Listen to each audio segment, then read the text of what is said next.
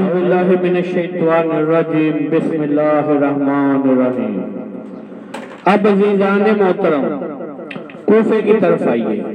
मसाब इब्न ज़ुबैर जो बसरे में बैठा है, बास तरीके ये कहती हैं कि जनाब मुख्तार ने इसको खत लिखा कि तुम मेरी बैत करो। बास तरीकों में ये है कि एक कातिल मोहम्मद इब्ने अशरफ बच गया था। बाद में है कि कूफे में कत्ल हो गया। बाद में है बच गया।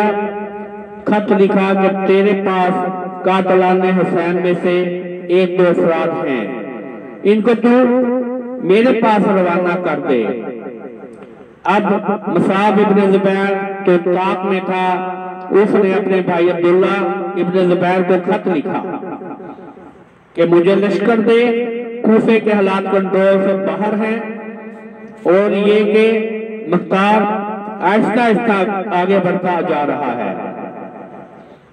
अब्दुल्ला इब्न ज़ुबैर ने अपना भी लश्कर रवाना किया और फारिस के वाली महलब इब्ने अबी सफरा को भी खत लिखा कि अपना लश्कर लेकर मेरे भाई के साथ मिल जा। उसने टाल मटोल से काम लिया तो मुसाब ने खत लिखा इब्ने ज़ुबैर को कि जब तक महलबे इब्ने अबी सफरा मेरे साथ नहीं आएगा मैं जंग पर नहीं जाऊंगा। फिर इसको तकीद की गई, अपना हजारों का लश्कर लेकर खुजस्तान से निकल और मुसाब इब्ने ज़ुबैर से आके मिल जा।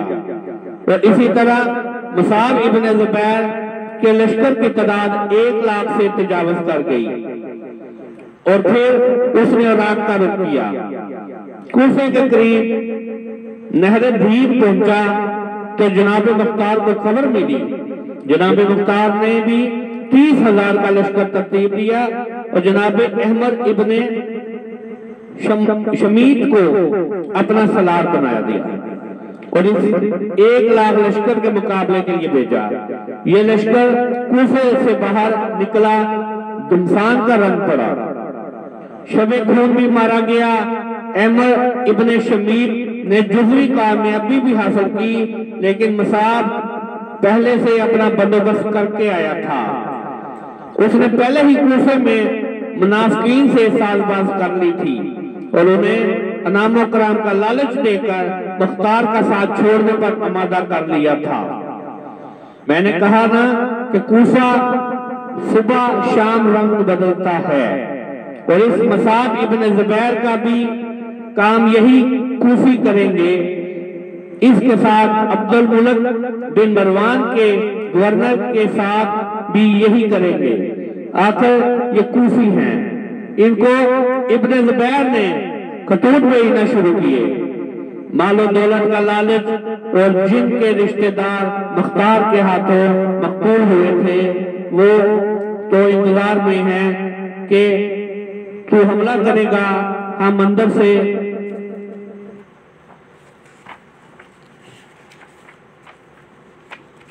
योरश कर देंगे।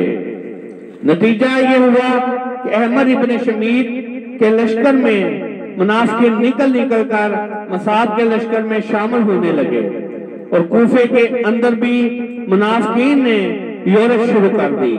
मुनाफिकीन यानी उमवियों के हामी और जिनके रिश्तेदार जनाबे मुख्तार के हाथों मारे गए थे वो सब जमा होना शुरू हुए और यूं बाजी पलटना शुरू हुई।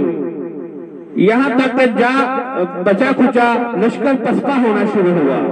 जब जनाब मुख्तार को शिकस्त की खबर मिली तो जनाब मुख्तार ने एक जुमला कहा, बस ए नफ्स अब मरने के लिए तैयार हो जाओ। समझ गए कि मेरी जिम्मेदारी पूरी हो गई और अब वादा पूरा करने का वक्त आ गया। लश्कर को तरतीब दिया। अब्दुल्ला इब्ने कामल को जो कूफे का कोतवाल था इसको वारिस बनाया। अहमद इब्ने शमीत को लश्कर का अलम दिया और कहा कि फिर हमला करो। दूसरे दिन जंग का आगाज हुआ। पहले अहमद इब्न शमीर दर्जा शहादत पर फायज हुए, फिर अब्दुल्ला इब्न कामल भी दर्जा शहादत पर फायज हो गए, और जनाब इब्राहिम बिन मालिक अश्तर को कोई खबर नहीं। अभी तला नहीं पहुंची, अफवाहें फैल रही हैं कि मुसाब इब्न जुबैर कूफे की तरफ रवाना हो गया। आखिर जनाब मुख्तार खुद मैदान जंग में कूद पड़े और इनकी जंग का ये हाल लिखा है कि जनाब मुख्तार 2 दिन जंग में रहे, तो 17 से 20 हजार तक मुसाब इब्न जुबैर के लश्करियों का सफाया हो गया। लेकिन मुसाब इब्न जुबैर तो पीछे था और बहलक इब्न सफरा भी। जब इनके अगले दस्तों को शिकस्त हुई तो एक तरफ से ताजा दम 60,000 का लश्कर हमला करता है, और ये ताजा दम और कूफी जो है ये थके हुए, लिहाजा कूफियों ने अपने मिजाज के मुताबिक एक एक करके खिसकना शुरू कर दिया, मैदान खाली करना शुरू कर दिया, जगह छोड़नी शुरू कर दी। तो आखिर में जो बचे वो भी कहते हैं अब क्या होगा, अब क्या होगा। भाई ये भी गया, वो भी गया, वो भी चला गया। किसी ने कहा भैया अपनी खैर बनाओ, तुम भी जाओ, इनके चक्कर में तुम मारे जाओगे। इशारे मैं कर रहा हूं, वाकयात अब माजी के अपने सामने लेते आइए। तुम कहां इनके चक्कर में मारे जाओगे, तुम भी जाओ। सब भाग गए। क्या हुआ, 2-4 दीवाने रह गए। उन्होंने कहा ये क्या हुआ भाई, अभी तो बढ़ बढ़ के अपने जज्बात का इजहार कर रहे थे। अजीज़ान मोहतरम, दिल चाहता है मेरा कि ये वाकयात आपको सुनाऊं, यानी मैं आपको वो वाकया सुनाऊं जिस किसी का भी हो जब हमारी मिल्लत के जवानों को कैद किया गया था, इन पर कोड़े बरसाए गए थे। आप भूल गए होंगे, लेकिन मैं भूलने का आदी नहीं हूँ, और भी बहुत सारे लोग होंगे जिनके दिलों में वो आग अब तक रोशन होगी। तो 83 की बात है कर रहा हूँ, जब इन जिंदानों में कोड़े बरसे और वो जेलों में गए तो बड़े तरीकों से इनमें दरार डालने की कोशिश की जाती थी, इनको तोड़ा जाता था। इधर से कोई मुल्ला पहुंचता था, उनका एजेंट हमें माफी ना मांगे करते तो हम तुम्हें छुड़ा देंगे, तुम्हारे माँ बाप घर पर रो रहे हैं, हमें इख्तियार दे दो, हम तुम्हें छुड़ा देंगे। एक दूसरा सियासी एजेंट आता था, मैं सियासी बुनियाद पर तुम्हें रहा करवा दूंगा, और उन्होंने एक इंतशार 150-200 में अफराद में डाल दिया, तुम्हें लंबी सजाएं कर देंगे, तुम माशरे में किसी काबिल नहीं रहोगे। इनका अपना मकसद क्या था, मैं इसलिए बता रहा हूँ अजीजों कि ये किरदार तुम्हारे दरमियान मौजूद हैं, पहचानो इन किरदारों को। ये किस लिए ये सब कुछ करते थे, ताकि हुकूमत को, इन बड़ों को, अफसरों को ये बताएं कि देखा हमारा कितना असर है कौम में, देखा हम माफीनामा लिखवा लाए, फलां लीडर ना लिखवा सका, ये देखिए ये रहे इनके माफीनामे, ताकि इधर भी अपने नंबर बढ़ाएं और उन्हें बड़ा मुकाम मिल जाए, उन्हें और मुराद मिल जाए, उन्हें प्लाट मिल जाए, बिल्डिंगें बनवा लें, फ्लैट बनवा लें, हम इस नाम पर प्लाट ले लें, हम इस नाम पर प्लाट ले लें। खुदा की कसम जिगर छलनी है, लेकिन अफसोस हम अभी शौर की इस मंजिल पर पहुंचे कि इन किरदारों की हकीकत को पहचान सके, इन गंदगी के डेरों को उठा के अपनी पाकीज़ा मिल्लत के दरमियान से बाहर करें। अजीज़ान मोहतरम, कुछ इंतजामिया के अफराद जेल में वकील चंद सरफिरों के पास पहुंचे और कहा आपकी सारी सजाएं वजाएं खत्म हो गई हैं, अब कुछ नहीं, सजा वजा, अब आपको मुबारक हो, और ये कागज है इस पर साइन कर दीजिए। भाई ये क्या कागज है दिखाओ। अब जो देखा तो इस पर ऊपर लिखा है मर्सी पिटीशन। भाई इंग्लिश में तो पढ़ना नहीं आती, बताओ तो सही कि ये क्या लिखा है। ये बोले कि नहीं, इस पर ऐसी कोई बात नहीं लिखी, बस ये लिखा है हमने बड़ी गलती की, हमने बड़ा जुर्म किया, इस वजह से शहर में बदअमनी हुई, सबका नुकसान हुआ, हमारे घरों वाले भी परेशान हुए, हम अपने इस जुर्म पर परेशान हैं, हमें सजा, हमारी सजा को माफ कर दिया जाए। तो फिर सर फिरे तो हर जगह ही होते हैं। बस इन सरफिरों ने जवाब दिया कि वाह भाई वाह, घर हमारे जले, लोग हमारे मर गए, मस्जिदें हमारी जल गई, अज़ा खाने हमारे लुट गए, और मुजरिम भी हम हैं, गुनाहगार भी हम हैं, और हर जुल्म के साथ हो गया, और माफी भी हम मांगे, बड़ा इंसाफ किया तुमने। हजूर ये तो नहीं हो सकता। अब 1 साल 2 साल की बात है, जहां इतने महीने गुजर गए वहां ये भी गुजर जाएंगे। अब वो जलाली लोग बड़े जलाल में आ गए, कहते हैं फिर सड़ते रहो यहाँ जेल में, सब छट जाएंगे, सब रहा हो जाएंगे, तुम लोग यहाँ सड़ते रहोगे। लोग बातें बनाने लगे कि ये क्या किया, रहाई का मौका गवा दिया, और एक खुदा का शुक्र अदा करो कुछ ऐसे मर्द थे जिन्होंने सर नहीं झुकाया, जालिमों की शराइत तस्लीम नहीं की, मफाद परस्तों की चालों में नहीं आए। और कुछ मर्द भी थे, मिनल मोमिनीन रजाल, मोमिनीन में कुछ मर्द भी हैं कि जो अपने वादों को पूरा करते हैं। वक्त गुजर गया, तारीख में बात रह गई। वहां मुख्तार के लश्कर में ये डराने धमकाने वाले पहुंच गए कि क्या कर रहे हो भाई, अब खत्म है मुख्तार का जमाना, 1 लाख का लश्कर और चल पड़ा है। वहां से नतीजा ये हुआ, सब साथ छोड़ के चले गए, और जनाब मुख्तार को पस्ता होते होते आखिर दारुल अमारा में पनाह लेनी पड़ी, और मुसाब इब्न ज़ुबैर कूफे के अंदर दाखिल हो गया। आके पूछा मुख्तार कहाँ है, बताया गया दारुल अमारा में महसूर है। अब यहाँ पर जनाब मुख्तार को इब्राहिम बिन मालिक अश्तर की याद शिद्दत से आ रही है। पैगाम पहले भी पहुंचाने की कोशिश की और अब भी कोशिश की, लेकिन रास्ते मसदूद थे। इधर जनाब इब्राहिम के दिल का ये आलम है कि वो स्वाद की बिना पर वहां से चल पड़े। एक खबर सुनी कि जनाब मुख्तार पर मुसाब इब्न ज़ुबैर ने चढ़ाई की है, वो चल पड़े हैं और दुआ करते जा रहे हैं कि परवरदिगार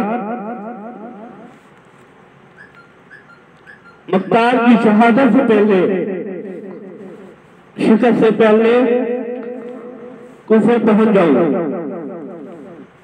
लेकिन कुदरत को कुछ और मंजूर है। जनाब मुख्तार का मुहासरा हुआ, यहां तक कि चंद दिनों में खाने पीने की चीजें भी खत्म हो गई। तो जनाब मुख्तार ने इन अफराद को जमा किया कि जनाब मुख्तार के साथी दारुल अमारा में महसूर थे। सैकड़ों की तादाद में, बाद रवायात में है कि वो 6000 की तादाद में थे, औरतों बच्चों को मिलाकर। जनाब मुख्तार कहते हैं कि देखो ये तुम्हें अमान की लालच दे रहा है, ये कह रहा है कि मैं तुम्हें अमान दूंगा, बाहर आ जाओ, तुमको अमान देना चाहता है, लेकिन देखो तुम में से कोई भी ऐसा नहीं जिसके हाथ कातिलान हुसैन के खून से ना रंगे हों। अगर तुम इनकी ईमान में चले गए तो यकीन करो कि मुसाब इब्न ज़ुबैर अगर तुम्हें छोड़ भी दे तो कूफे के लोग नहीं छोड़ेंगे, कत्ल कर दिए जाओगे। मेरी बात मानो, हमारी तादाद इतनी है और हम अहले बैत के चाहने वाले हैं, हम कातिल हुसैन से इंतकाम लेने निकले थे और हमने अपना काम पूरा किया। क्या हम निकलते हैं और हमला करते हैं, आखिरी बार दादे शुजात देकर करबला वालों से मुल्हक हो जाते हैं। मुख्तार ने एक जज्बाती किस्म का खुतबा दिया, लेकिन किसी ने जवाब नहीं दिया। सकूत अख्तियार करके उन्हें उम्मीद है कि अगर हम अमान तलब करेंगे तो मुसाब इब्न ज़ुबैर हमें माफ कर देगा। 6 या 7 दिन मुहासरा रहा और तबरी ने लिखा भी कि मुख्तार का मुहासरा हो गया। इसके बावजूद मुहासरे में भी मुख्तार जंग करता रहा। इतना बड़ा जंगजू था, आखिर में जनाब मुख्तार ने यह तय कर दिया कि मैं निकलूंगा और लड़ते हुए जान दूंगा, शहादत के दर्जे पर फाइल होगा। और मैं जिस मकसद के लिए आया था मेरा मकसद पूरा हो गया, मैं मुतमिन हूं, यही मेरा वादा था। मैं इसलिए आया था और मुझे ये भी मालूम है कि अब मेरी शहादत का वक्त भी आ पहुंचा है। तो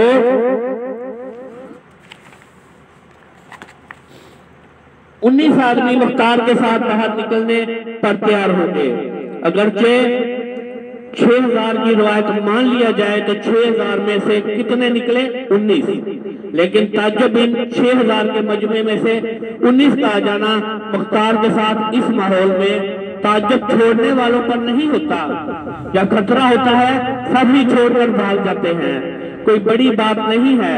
ताज्जुब इन अफराद पर है कि जिन्होंने इस भूख प्यास के आलम में कमर कस ली। इसके बाद जनाब मुख्तार ने खुतबा पढ़ा, करबला वालों को याद किया, दारुल उलमा का दरवाजा खोला और शेरों की तरह ये 20,000 अफराद हजारों के लश्कर पर टूट पड़े। जनाब मुख्तार और इनके साथियों ने इस तरह से जंग की कि कुश्तों के पुश्ते लग गए कि घोड़ों का लाशों पर चलना मुश्किल हो गया। तमाम साथी एक एक करके जामे शहादत नोश कर रहे हैं और अकेला मुख्तार रह गया। तारीख लिखती है जब ये तन्हा रह गया तो इसके हमलों में और शिद्दत आ गई।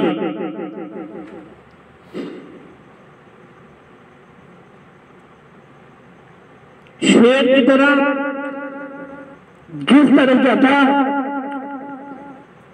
परे के परे साफ करता था और जब थक के ये भूखा प्यासा अली का शेर निडाल हो गया, जख्मों से चूर हुआ तो दारुल उमारा की दीवार से जरा सांस लेने के लिए टिका तो तारक और तरीक नाम के 2 मलौन भाई आगे बढ़े। उन्होंने पहले तीरों का निशाना बनाया, इसके बाद तलवारों से वार किया, जो जनाब मुख्तार को गिराया और सर को कलम कर दिया। इस तरह मुख्तार 14 रमजान 67 हिजरी मुताबिक 3 अप्रैल 687 ईस्वी शहादत के दर्जे पर फाइल हुआ। अज़ादारान हुसैन जनाब मुख्तार शहीद हो गए। मसाब इब्ने ज़ुबैर दारुल उमारा में दाखिल हुआ और इसके कदमों में जनाब मुख्तार के सर को लाकर डाल दिया गया। अब ये सरों की भी एक तारीख है जो मैं कल की मजलिस में आपके सामने पेश करूंगा। वो 6000 आदमी के जिन्होंने मुख्तार का साथ नहीं दिया। मुख्तार ने कहा था एक रास्ता निकल सकता है कि अगर हम 6000 मिलकर हमला करें तो यकीनी है कि रास्ता बनाने में कामयाब हो जाए और इनमें से कई हजार लोग बच भी सकते हैं, निकल जाएंगे, तुम्हारे फायदे की बात कर रहा हूं। लेकिन उन्होंने नहीं माना था। मसाब के सिपाहियों ने इस सब की मुश्किल कस दी। उन्होंने ईमान तलब की, अमीर हम तेरे साथ हो जाएंगे, हम तेरे हक में लड़ेंगे, तेरे दुश्मन से लड़ेंगे। मसाब चाहता था उन्हें माफ कर दे कि सारा कूफा आड़े आ गया, ये हमारे भाई के कातल हैं, बाप के कातल हैं, उसके कातल हैं, उसके कातल हैं। इन 6000 अफराद को एक दूसरे के सामने कत्ल कर दिया गया। ये होता है अंजाम बुज़दिली दिखाने का।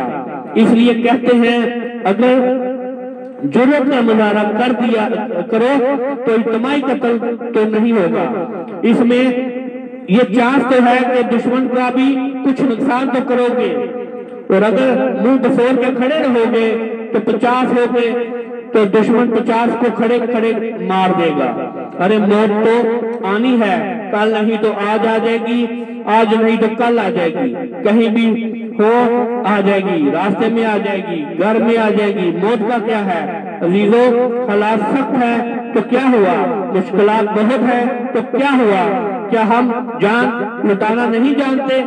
क्या हम वही करबला वाले नहीं हैं कि आज फिर फैज का शेर याद आ गया, मुश्किल है अगर हालात वहां दिल बेच आए, जान दे जाए दिल वालों, पूछा जाना में क्या ऐसे भी हालात नहीं। सदाकल्लाह।